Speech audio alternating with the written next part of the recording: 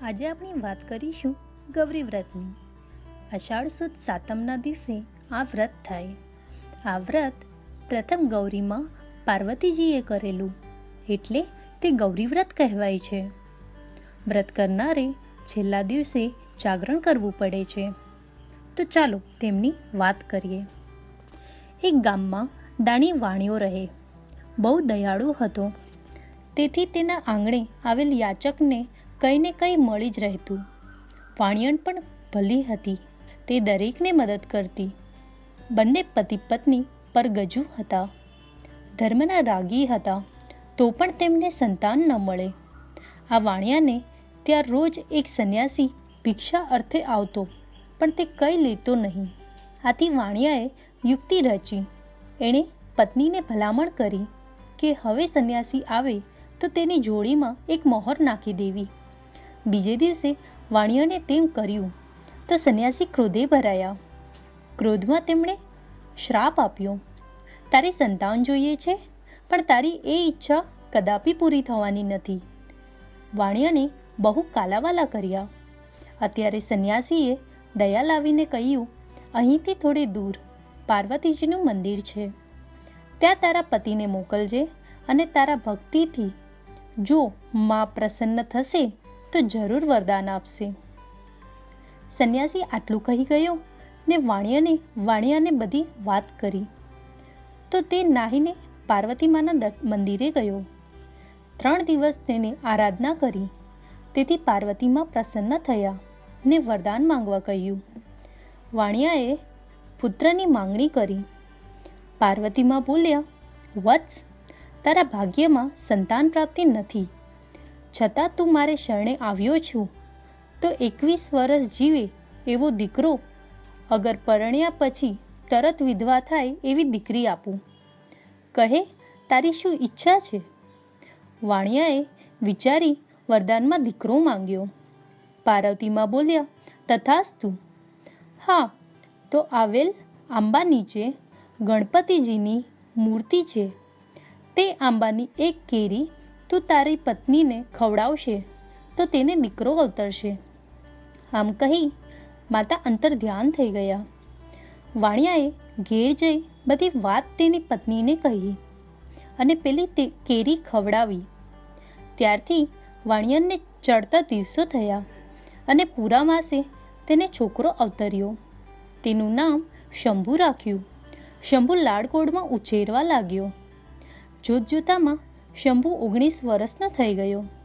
ભણી ગણીને તે પ્રવીણ બન્યો હતો.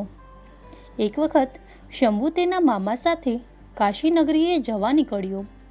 વાતમાં લાંબો પંથ ઝટ કપાવા લાગ્યો. રસ્તામાં એક મોટું તળાવ આવ્યું. ત્યાં મામા ભાણેજ ભાતું છોડીને ખાવા બેઠા. એવામાં તળાવે પાણી ભરવા આવેલી 2 છોકરીઓની વાતચીત તેમના કાને પડી. શાંતા કહે, બહેન કાંતા, આ વખતે અષાઢ માસમાં તું મંગળા ગૌરીનું વ્રત કરજે. એ વ્રતનો મહિમા એવો છે કે જે સ્ત્રી કરે તે વિધવા થાય નહીં. હું તો દર વર્ષે અષાઢ માસમાં ગૌરી વ્રત કરું છું. કાંતા બોલી, ત્યારે તો બહેન હું મંગળા ગૌરીનું વ્રત જરૂર કરીશ. ધર્મ કરીશ તો તેનું ફળ મળવાનું જ છે.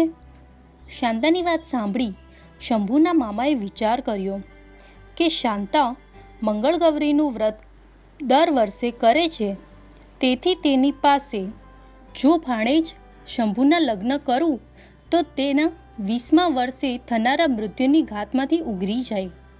આવો વિચાર કરી તેમણે શંભુને કહ્યું, ભાણા, ચાલો આપણે ગામમાં ફરી આવીએ. મામા ભાણેજ પેલી છોકરીના પાછળ ચાલ્યા. આંગણામાં શાંતાના પિતા ખાટલો ઢાળીને બેઠા હતા. મામાએ તેમની પાસે જઈ ગામ વિશે પૂછપરછ કરવા માંડી. શાંતાના પિતાએ બંનેને બેસાડ્યા ને પાણી પીવડાવી ગામની હકીકત કહી. મામાએ પણ પોતાની અને ભાણેજની ઓળખાણ આપી. ત્યાં તો શાંતાના પિતાને કંઈ યાદ આવ્યું. રૂપાળા શંભુને જોઈને તેમને મનમાં વિચાર કર્યો કે મારી દીકરી શાંતા પરણવા લાયક છે અને નાતમાં મૂર્તિઓ શોધ્યો જડતો નથી, તો તો આ જવાન સાથે નક્કી કરું, ધર્મના કામમાં ઢીલ શી? બંને પક્ષની સમિતિથી શંભુ અને શાંતાના વિવાહ થઈ ગયા અને આવતા વર્ષના માગસર સુદ ત્રીજના શુભ લગ્ન પણ નક્કી કર્યા. પછી તો મામા ભાણેજ કાશીએ પહોંચ્યા. ત્યાં ગંગા સ્નાન કરી કાશી વિશ્વનાથના દર્શન કરી પાછા ફર્યા અને મામાએ શંભુના વિવાહની વાત તેના માતા પિતાને કરી. માગશર માસ આવતા શંભુના લગ્ન થઈ ગયા.